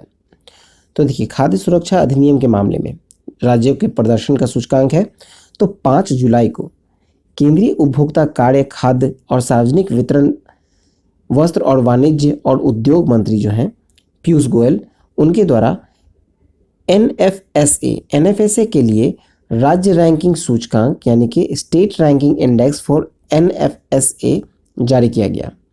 ये सूचकांक जो है वो राज्य और केंद्र शासित क्षेत्र द्वारा किए गए सुधार का मूल्यांकन करता है। ये सूचकांक 3 स्तंभ पर बनाया गया। एक है एनएफएसए कवरेज लक्ष्यीकरण और अधिनियम का प्रावधान, दूसरा है डिलीवरी प्लेटफॉर्म और तीसरा है पोषण संबंधी पहल। ठीक है, इस सूचकांक की तुलना करें तो सामान्य श्रेणी के राज्य तथा हिमालय राज्य और केंद्र शासित क्षेत्र जो है वो अलग अलग रैंकिंग सूचकांक के आधार पर दी गई है। ठीक है, अलग अलग रैंकिंग दी गई है सूचकांक के आधार पर। इसमें आगे देखें तो देखा जाए तो खाद्य सुरक्षा के लिए जो विभिन्न राज्यों और केंद्र शासित क्षेत्रों की रैंकिंग है उसमें पहले स्थान पे आता है उड़ीसा। पहले स्थान पे है उड़ीसा जिसका स्कोर है 0.836। ठीक है, और ये देखा जाए तो सामान्य श्रेणी के राज्य और केंद्र शासित क्षेत्र के बारे में है। ठीक है, दूसरे स्थान पे आपको उत्तर प्रदेश आता है, तीसरे पे आंध्र प्रदेश, चौथे पे गुजरात, पांचवें पे दादर नागर हवेली, छठे पे आपको मध्य प्रदेश, सातवें पे बिहार।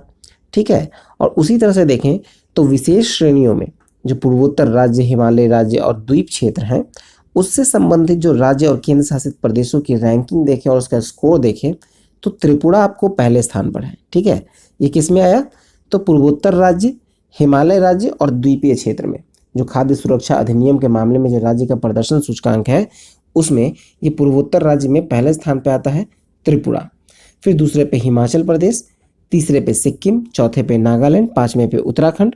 ठीक है, चलिए इसी तरह से आगे है, पीडीएफ में आपको दे दिया जाएगा। चलिए आगे देखते हैं। नेक्स्ट है कि 2021 के दौरान जब अर्थव्यवस्था जैव अर्थव्यवस्था में 14.1% की वृद्धि, इंडिया बायो इकोनॉमी रिपोर्ट 2022।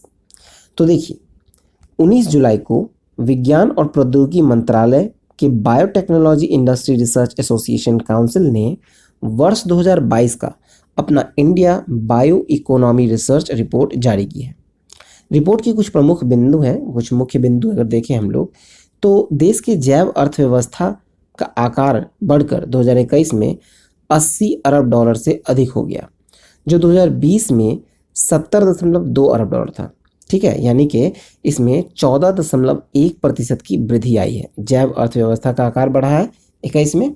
ठीक है, अब देखा जाए नेक्स्ट, तो वर्ष 2025 तक जो जैव अर्थव्यवस्था का आकार होगा वो 150 अरब डॉलर हो सकता है और 2030 तक ये 300 अरब डॉलर से भी अधिक होने का आशा है।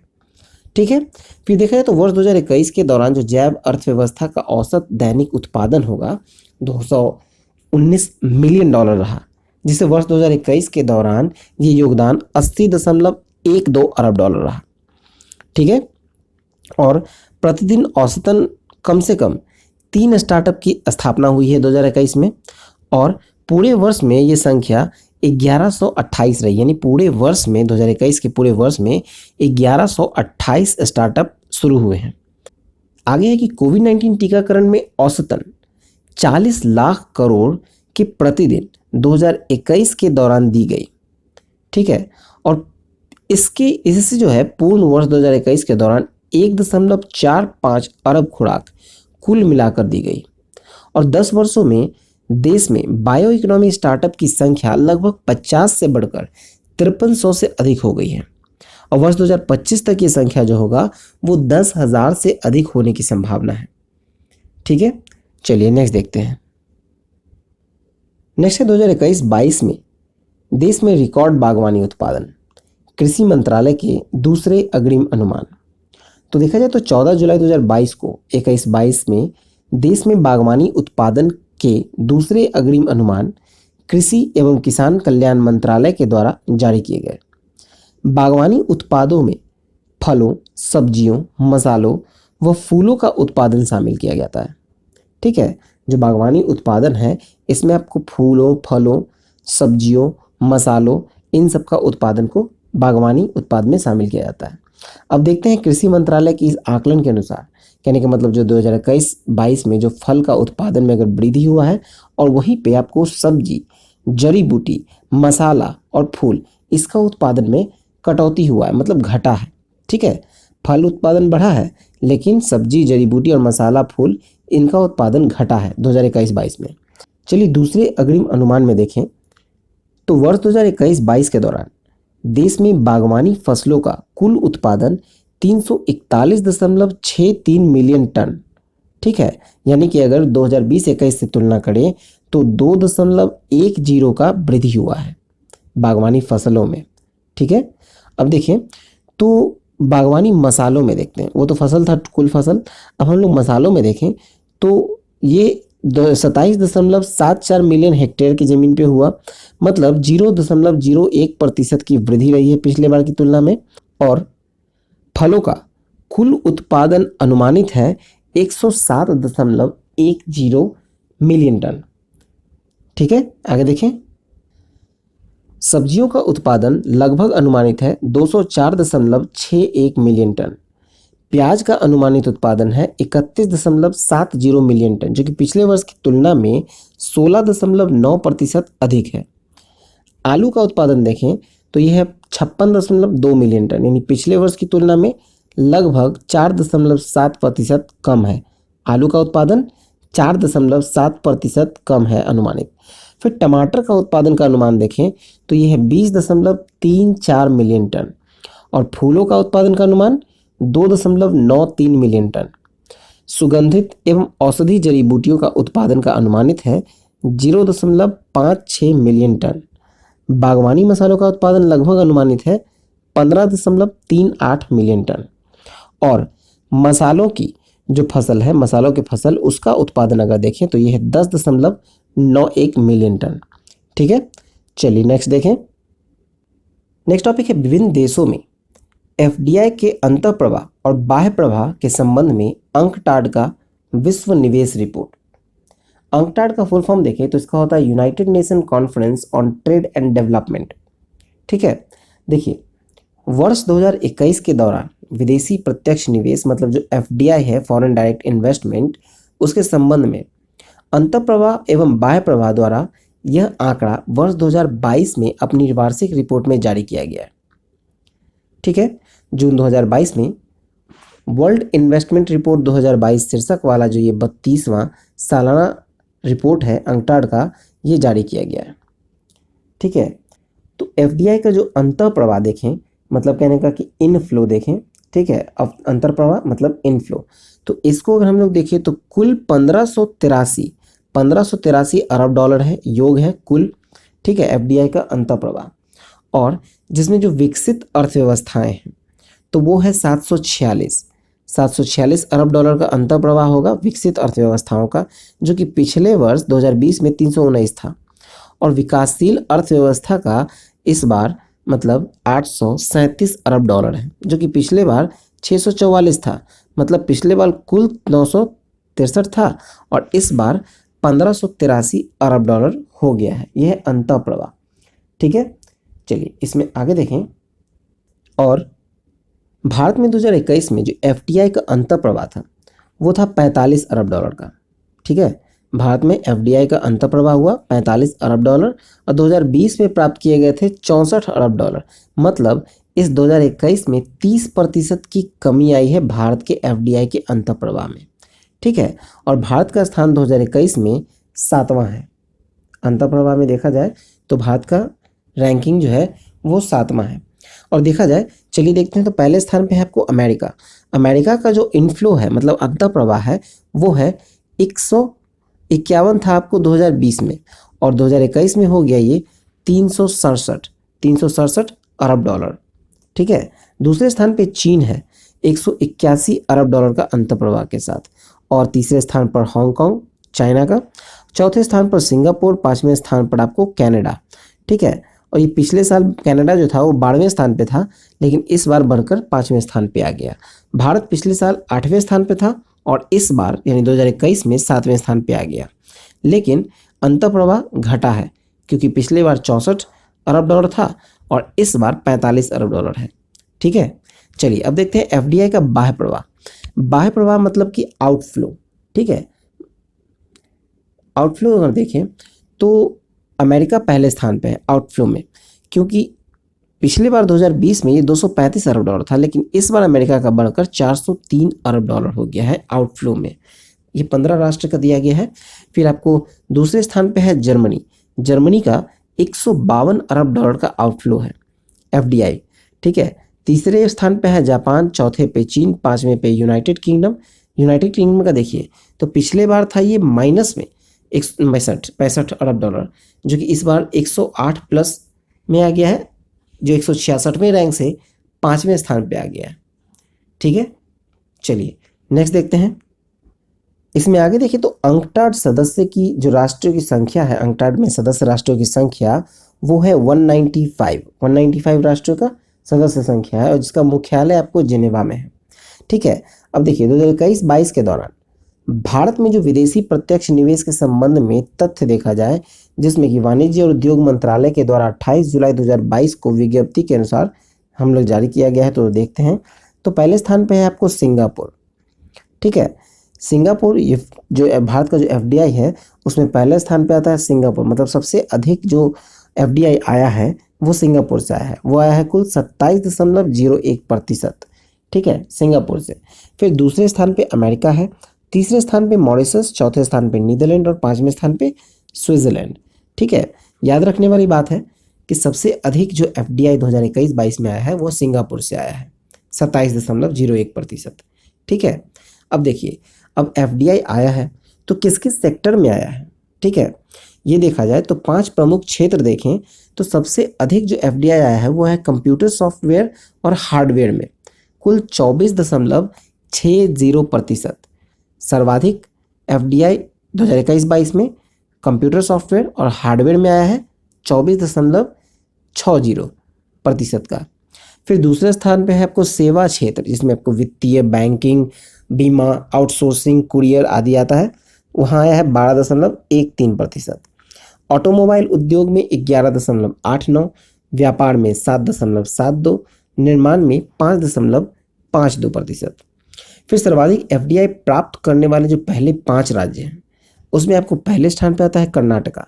मतलब जितना भी एफडीआई आया है उसमें सर्वाधिक एफडीआई कर्नाटका के पास प्राप्त हुआ, 37.55%, ठीक है।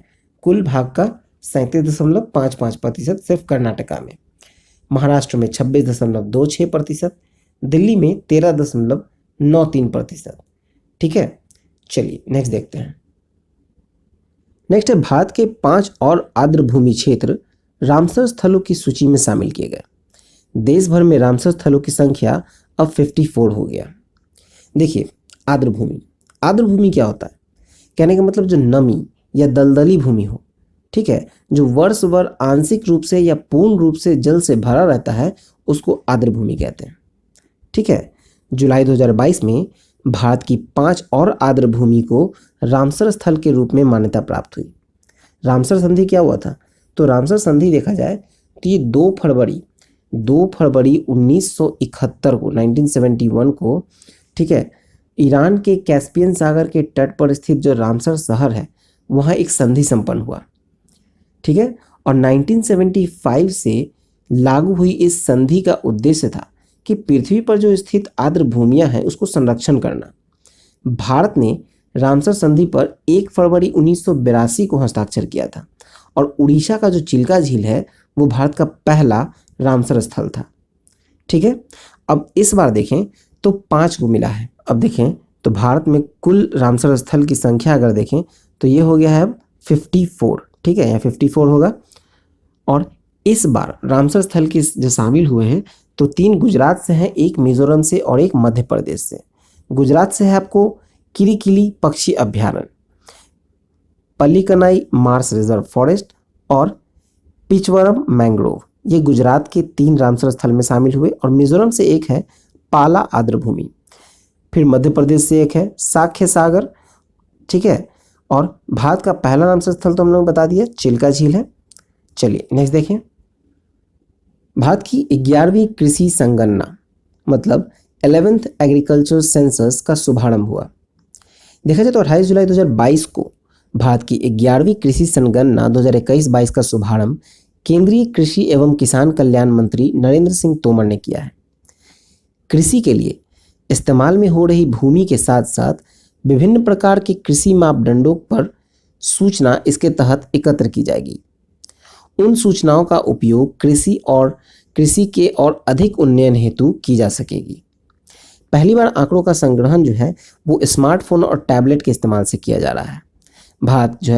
भारत में कृषि संगणना का जो कार्य है वो 5-5 वर्ष के अंतराल पर किया जाता है, ठीक है। चलिए नेक्स्ट देखते हैं।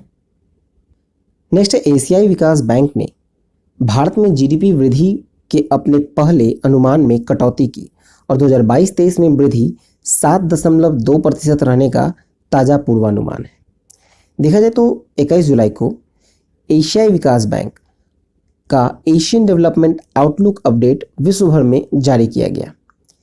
एशियाई विकास बैंक के अनुसार अगर देखें तो अप्रैल 2022 में जारी रिपोर्ट के अनुसार भारत की जो जीडीपी है वो 7.5% की वृद्धि का पूर्वानुमान, लेकिन अब जुलाई 2022 में जो अपडेट आया है उसमें घटाकर उसे 7.2% कर दिया गया है। पहले था 7.5% का अनुमान, लेकिन अब घटाकर कर दिया गया है 7.2%। 2023-24 के लिए भारत में जो आर्थिक वृद्धि का पूर्वानुमान है वो 8% था, उसको घटाकर 7.8% कर दिया गया है बैंक के द्वारा। और चालू वित्तीय वर्ष 2022 में भारत में मुद्रास्फीति 5.8% रहने का अनुमान अप्रैल 2022 में व्यक्त किया गया। अब जुलाई 2022 का ताज़ा अनुमान देखें तो ये है 6.7% का। ठीक है, अप्रैल में कहा गया था 5.8% का मुद्रास्फीति रहेगा भारत में, लेकिन जुलाई 2022 में इसको चेंज कर 6.7% कर दिया गया। देखिए 2023-24 में तो देश का 23-24 में मुद्रास्फीति जो होगा वो 5.8% रहने का पूर्वानुमान है। चलिए नेक्स्ट देखें। नेक्स्ट है कि अंतर्राष्ट्रीय मुद्रा कोष ने भी भारत में आर्थिक वृद्धि का अपना पूर्वानुमान घटाया। तो देखा जाए तो 26 जुलाई को अंतर्राष्ट्रीय मुद्रा कोष ने अपनी रिपोर्ट जारी की और इस रिपोर्ट के अनुसार कहा गया कि अप्रैल 2022 में जो पूर्वानुमान था वर्ल्ड इकोनॉमिक आउटलुक में, वो था वैश्विक वृद्धि का 3.6%। ये वैश्विक वृद्धि व्यक्त किया गया था, लेकिन जुलाई 2022 में जो जारी किया गया IMF के द्वारा जो वैश्विक वृद्धि बताया गया है उसमें 3.2% का अनुमान लगाया गया है। ठीक है, और भारत के लिए जो IMF ने अनुमान किया है वो देखिए तो अप्रैल में किया था, अप्रैल 2022 में 8.2% का अनुमान लगाया था, लेकिन जुलाई 2022 में उसको घटाकर 7.4% कर दिया गया। और 2023-24 का पूर्वानुमान देखें तो वो है 6.1% रहने का अनुमान है 2023-24 में। चलिए नेक्स्ट देखें। नेक्स्ट है कि भारत की सर्वाधिक धनी महिलाओं में रोशनी नडार का पहला और नायिका की फागुनी नायक का दूसरा स्थान। Kotak Hurun report. देखिए हुरुन इंडिया ने कोटक प्राइवेट बैंकिंग के सहयोग से भारत के सर्वाधिक धनी 100 महिलाओं की सूची जारी की है 22 जुलाई को, और इसका नाम दिया है सूची का लीडिंग वेल्दी वुमेन 2021। अब देखा जाए तो इसमें पहले स्थान पे है आपको रोशनी नडार मल्होत्रा, जो कि HCL टेक्नोलॉजी की चेयरपर्सन है और इनकी कुल संपत्ति है 84,330 करोड़ रुपए। फिर दूसरे स्थान पे आती है फागुनी नायर, नायका की संस्थापिका है और इसके पास सब जो प्रॉपर्टी है, संपत्ति है, वो 57,520 करोड़। फिर तीसरे स्थान पे है किरण मजूमदार शॉ, बाइकॉन की संस्थापिका, 29,030 करोड़। चौथे पे है नीलिमा मोटा पार्ती, पांचवें पे है राधा बिम्बू, छठे पे लीना गांधी तिवारी। ठीक है, चलिए नेक्स्ट देखते हैं।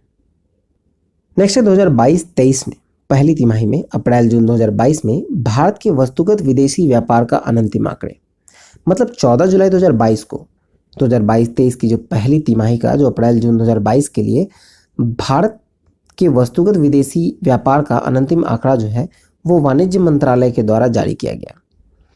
देखा जाए तो ये जो अप्रैल जून तिमाही का है भारत में वस्तुगत निर्यात, अब देखें तो निर्यात जो है वो है 118.96 अरब डॉलर का, जो कि पिछली बार का जो 21-22 का तुलना अगर किया जाए तो वो है 95.54, यानी कि इसकी तुलना में जो 2022-23 में होगा वो 24.51% का वृद्धि दिखा गया है निर्यात में।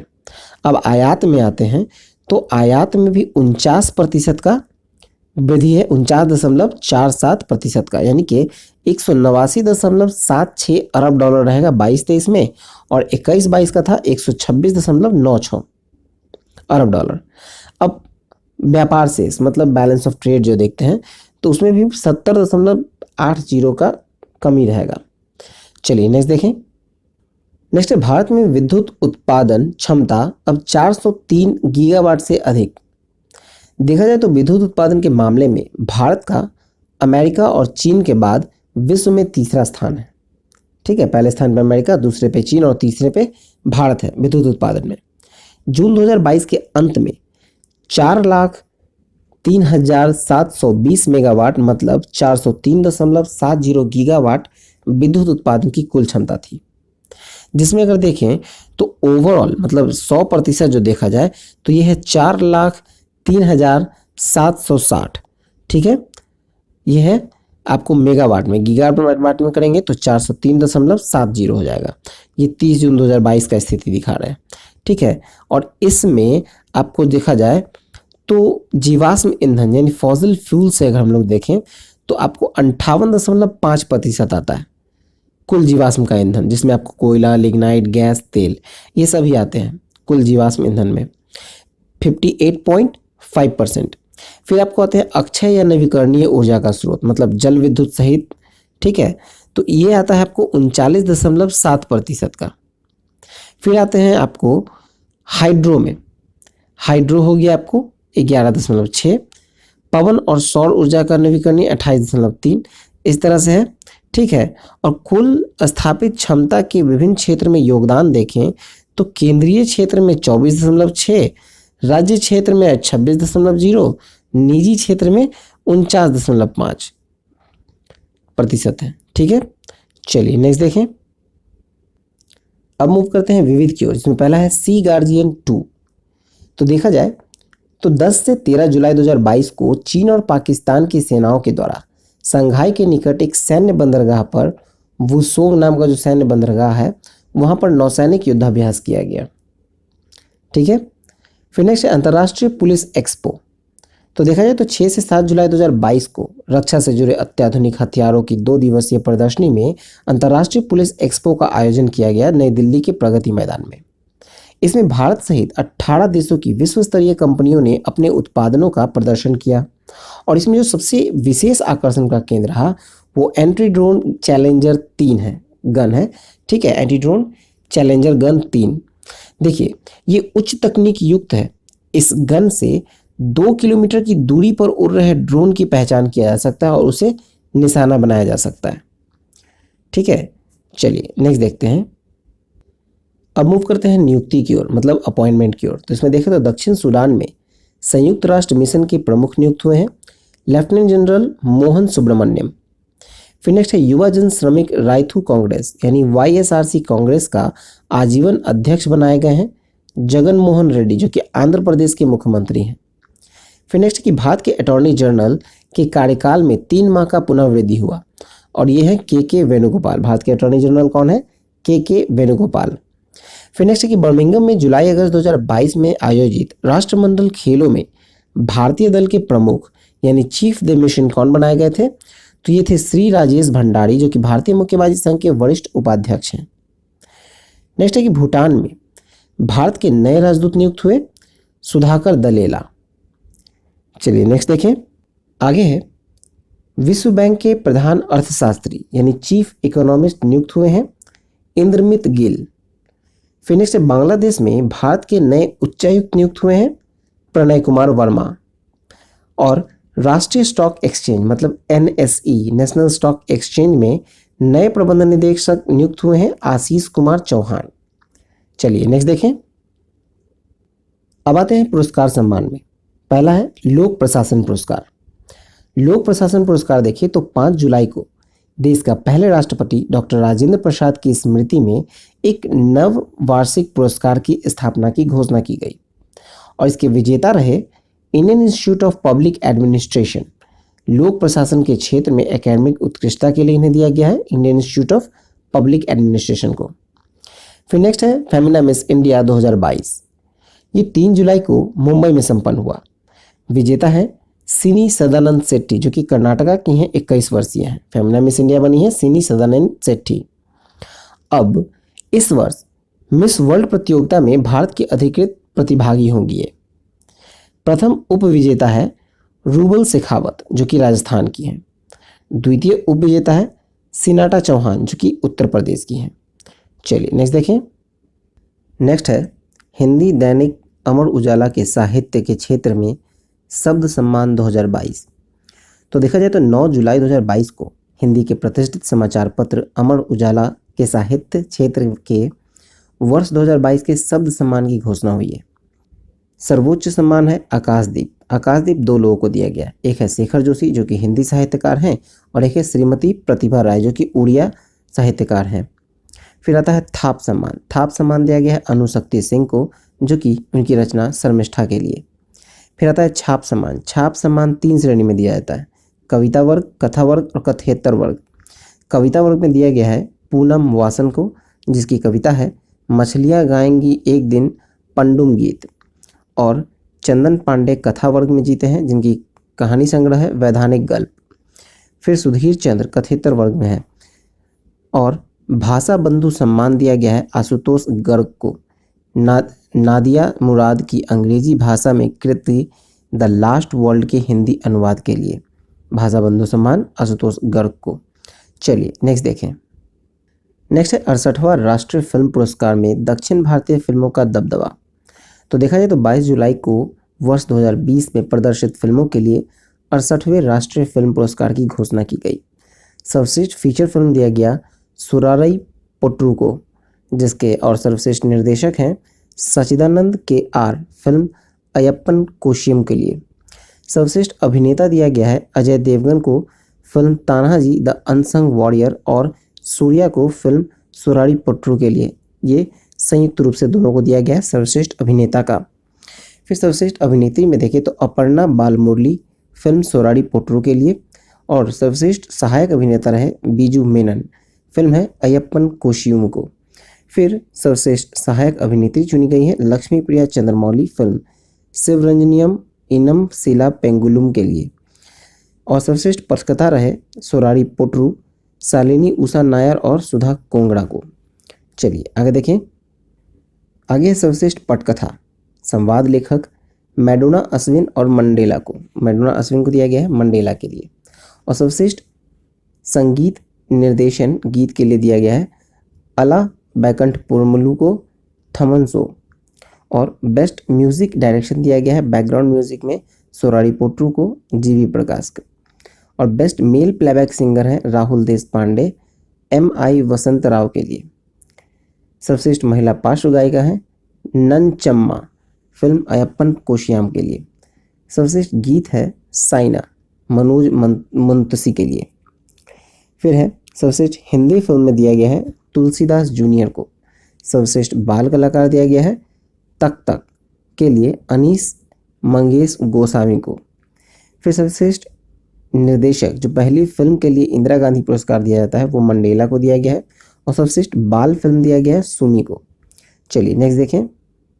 अब आते हैं निधन में। निधन में पहला है साधना गुप्ता। ये समाजवादी पार्टी के संरक्षण व उत्तर प्रदेश के पूर्व मुख्यमंत्री मुलायम सिंह यादव की पत्नी थी साधना गुप्ता, जिनका 62 वर्ष की आयु में निधन हो गया। फिर नेक्स्ट है भूपिंदर सिंह। ये बॉलीवुड के प्रसिद्ध पार्श्व गायक भूपिंदर सिंह का 82 वर्ष की आयु में निधन हो गया। मुख्य रूप से वह एक गज़ल गायक थे। ठीक है।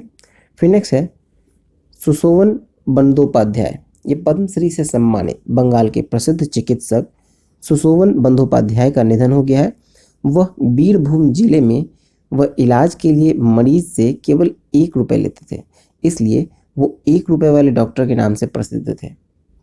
ठीक है। चलिए नेक्स्ट देखते हैं। अब मूव करते हैं पुस्तकें की ओर, मतलब बुक्स। बुक्स में देखिए तो पहला है द गर्ल इन रूम 105। इसके लेखक हैं चेतन भगत। फिर है the boys from Biloxi a legal thriller. इसके लेखक हैं जॉन ग्रिसम। फिर नेक्स्ट है Sanjeev Kumar the actor we all loved. इसके लेखक हैं रीता राम मूर्ति गुप्ता एवं उदय जरीवाला। फिर नेक्स्ट है द कंट्री कॉल्ड चाइल्डहुड।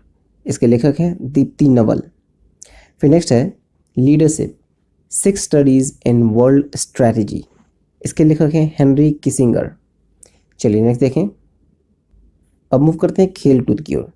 पहला है विश्व athletic championship 2022, America team trophy का विजेता। तो देखा जाए तो 15 से 24 जुलाई को वर्ल्ड एथलेटिक्स की 18वीं विश्व एथलेटिक चैंपियनशिप 2022 का आयोजन अमेरिका में ओरेगोन में यूजीन में संपन्न हुआ। इसमें कुल 180 देशों के 1700 से अधिक एथलीटों ने 49 विभिन्न स्पर्धाओं में भाग लिया।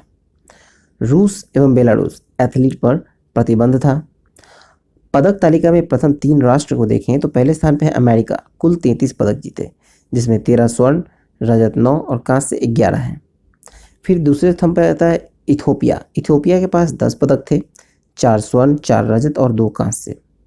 फिर तीसरे स्थान पर है जमैका, कुल 10 पदक के साथ 2 स्वर्ण, 7 रजत और 1 कांस्य। इसी में आगे है कि आगामी 19वीं विश्व एथलेटिक चैंपियनशिप का आयोजन जो है वो 19 से 27 अगस्त 2023 को हंगरी में बुडापेस्ट में होगा। ठीक है, 2023 में हंगरी के बुडापेस्ट में होगा 19वां विश्व एथलेटिक चैंपियनशिप। और 20वां जो होगा वो 2025 में होगा जापान के टोक्यो में। और फिर इसमें देखें तो भारत ने 1 रजत पदक जीता, नीरज चोपड़ा ने जिताया। नीरज चोपड़ा ने विश्व एथलेटिक चैंपियनशिप में रजत पदक जीता, जिसमें उसने 88.13 मीटर की दूरी तक भाला फेंक कर जीता। विश्व एथलेटिक्स में पदक जीतने वाले वो पहले भारतीय पुरुष हैं। नीरज चोपड़ा विश्व एथलेटिक्स चैंपियनशिप में कोई पदक जीतने वाले दूसरे भारतीय और रजत पदक जीतने वाले पहले भारतीय हैं। ठीक है, चलिए नेक्स्ट देखें। नेक्स्ट है भारत इंग्लैंड टेस्ट सीरीज 2021 का 5वां अंतिम स्थगित मैच इंग्लैंड में जीता और 5 टेस्ट मैचों की श्रृंखला 2-2 से बराबर हुई। देखिए हुआ यूं कि ये सीरीज़ जो है वो पुराना सीरीज़ है, कहने का मतलब कि ये 2021 का सीरीज़ था जिसमें 4 मैच खेले गए थे और 5वां मैच होने से पहले ही हुआ यूं कि भारतीय क्रिकेट टीम के जो मेंबर्स थे उसमें कई मेंबर्स कोरोना पॉजिटिव हो गए, जिस कारण से ये मैच को रद्द कर दिया गया और इस सीरीज़ को ही स्थगित कर वापस आ गए। लेकिन वो एक 5वां मैच जो बचा हुआ था उसको 1 से 5 जुलाई 2022 को खेला गया फिर से बर्मिंघम में। ठीक है, वो 5वां मैच खेला गया और उस 5वां मैच में जो है कि जीत गया इंग्लैंड और ये सीरीज़ जो है वो 2-2 से बराबर पे रह गया। इस मैच में भारतीय टीम का नेतृत्व किया था जसप्रीत बुमराह ने। ठीक है, और बुमराह ने एक रिकॉर्ड बनाया यहाँ पे और ये रिकॉर्ड था, ये 145 वर्षों के इतिहास का सबसे महंगा ओवर था। स्टोर बोर्ड के एक ओवर में कुल 35 रन बने जिसमें बल्ले से 29 रन बने और 29 रन जसप्रीत बुमराह ने मारे। ठीक है, और 6 अतिरिक्त रन थे। ठीक है, कुल हो गए 35 रन और टेस्ट क्रिकेट के 145 वर्ष के इतिहास में सबसे महंगा ओवर रहा। ठीक है, चलिए नेक्स्ट देखें। नेक्स्ट है श्रीलंका भारत महिला टीम ओडीआई श्रृंखला 2022। तो देखिए 3 एक दिवसीय मैच खेले गए, विजेता रहा भारत 3-0 से और 4 जुलाई को खेले गए दूसरे मैच में भारतीय टीम ने श्रीलंकाई टीम को 10 विकेट से हराया। फिर नेक्स्ट है भारत इंग्लैंड T20 ओडीआई श्रृंखला 2022। तो देखिए भारतीय क्रिकेट टीम इंग्लैंड के दौरे पर 3 T20 और 3 एक दिवसीय मैच की श्रृंखला खेली। ये दोनों श्रृंखलाएं 2-1 से भारत जीत लिया। T20 श्रृंखला में प्लेयर ऑफ द सीरीज चुने गए भुवनेश्वर कुमार और ओडीआई में प्लेयर ऑफ द सीरीज चुने गए हार्दिक पांड्या। चलिए नेक्स्ट देखें। नेक्स्ट है बांग्लादेश के विरुद्ध वेस्टइंडीज की T20 श्रृंखला। तो 3 T20 मैच की श्रृंखला खेली गई और विजेता रहा वेस्टइंडीज 2-0 से। ठीक है, फिर नेक्स्ट है कि वेस्टइंडीज के विरुद्ध भी ओडीआई श्रृंखला भारत में 3-0 से जीती। तो देखिए भारतीय क्रिकेट टीम ने 3 एक दिवसीय मैचों की जो सीरीज थी वेस्टइंडीज के दौरे पर गई थी और वहां विजेता रहे भारत 3-0 से। ठीक है, तीनों मैच भारतीय टीम ने जीत लिए और इस श्रृंखला में भारतीय टीम के कप्तान थे शिखर धवन। चलिए नेक्स्ट देखें। अब आते हैं विंबलडन टेनिस। विंबलडन टेनिस 2022 में देखा जाए तो ये 20 जून से 10 जुलाई के बीच हुआ, लंदन में संपन्न हुआ। पुरुष एकल के विजेता रहे नोवाक जोकोविच जो कि सर्बिया के हैं। उप विजेता रहे निक किर्गियोस जो कि ऑस्ट्रेलिया के हैं और महिला एकल में विजेता रही एलेना रिबाकीना कजाकिस्तान की। उप विजेता रही ओन्स जेबियोर ट्यूनीशिया के। पुरुष युगल में विजेता है मैथ्यू आब्देन व मैक्स पोर्शले, दोनों ऑस्ट्रेलिया के हैं। उप विजेता है निकोला मैक्टिक व मैट पैविक, दोनों क्रोएशिया के। महिला युगल में विजेता है बारबोरा क्रेजकोवा और कैटरीना सिनेकोवा, दोनों चेक रिपब्लिक के हैं। और उप विजेता रहे ई मार्टिनेंस बेल्जियम के और झांग सुझाई चीन के। मिश्रित युगल में विजेता है नील्स कुप्सकी ब्रिटेन के और डेसेरा क्राजिक अमेरिका के। और उप विजेता रहे मैथ्यू अब्देन और समथा स्टोसुर, दोनों ऑस्ट्रेलिया के। ठीक है, चलिए नेक्स्ट देखें।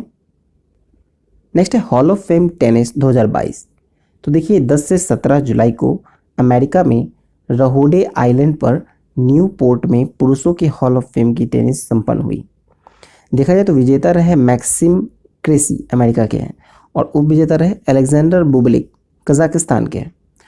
फिर विजेता युगल में देखा जाए तो विलियम ब्लूमबर्ग और स्टीव जॉनसन रहे अमेरिका के और उप विजेता रहे राविन क्लासन दक्षिण अफ्रीका के और मार्सेलो मेला ब्राज़ील के। चलिए नेक्स्ट देखें। अब आते हैं मलेशियाई ओपन बैडमिंटन 2022। तो पुरुष एकल में विजेता है विक्टर एक्सेल्सन जो कि डेनमार्क के हैं और उप विजेता केंटो मोमोटा जापान के। महिला एकल में विजेता है रत्चानोक एटेनॉन थाईलैंड के और येन चेन यूफी चीन के उप विजेता रहे। अब देखते हैं सिंगापुर ओपन। ये 12 से 17 जुलाई को सिंगापुर में हुआ। और पुरुष एकल के विजेता थे एंथनी सिनिसुकुआ गिटिंग जो कि इंडोनेशिया के हैं, और उप विजेता है कोडाई नाराओका जापान के। महिला एकल में विजेता हैं पीवी सिंधु भारत के, और वांग झीई चीन के हैं जो उप विजेता रहे। चलिए नेक्स्ट देखें। नेक्स्ट है जुलाई 2022 में 4 फार्मूला 1 रेस। पहला था ब्रिटिश फार्मूला 1, ये कार्लोस सेन जूनियर ने जीता है टीम फरारी के लिए, और देश है इसका स्पेन। फिर उप विजेता है सर्गियो पेरेज टीम रेडबुल के लिए, और ऑस्ट्रेलियाई ग्रैंड प्रिक्स खेला गया जिसमें चार्ल्स लेक्लेक फरारी टीम के हैं जीते हैं, और मैक्स वर्स्टैपेन रेडबुल टीम के हैं जिन्होंने हार से उप विजेता रहा। फिर नेक्स्ट है फ्रांसीसी ग्रैंड प्रिक्स, मैक्स वर्स्टैपेन यहाँ पे विजेता है, और Hungarian grand prix max Verstappen यहाँ पे भी विजेता है। ठीक है, और दोनों जगह पे हारा है लुइस हैमिल्टन मर्सिडीज टीम के, फ्रांसीसी में भी और हंगेरियन में भी। चलिए नेक्स्ट देखें। ये वीडियो यहीं तक था। सितंबर 2022 के जो करंट अफेयर्स हैं, सितंबर 2022 के प्रतियोगिता दर्पण, ये वीडियो यहीं पर था। आई होप आपको अच्छा लगा हो, तो प्लीज़ वीडियो को लाइक शेयर सब्सक्राइब कर दें। टेलीग्राम पे आपको पीडीएफ का लिंक मिलेगा, तो टेलीग्राम को ज्वाइन कर लें। फेसबुक पेज नीचे दिया गया है, फेसबुक पेज उसे भी ज्वाइन कर लें। ठीक है, क्योंकि वीडियोज़ वहाँ भी अपलोड होते हैं, तो आप फेसबुक पर भी वीडियोज़ को देख सकते हैं। जय हिंद।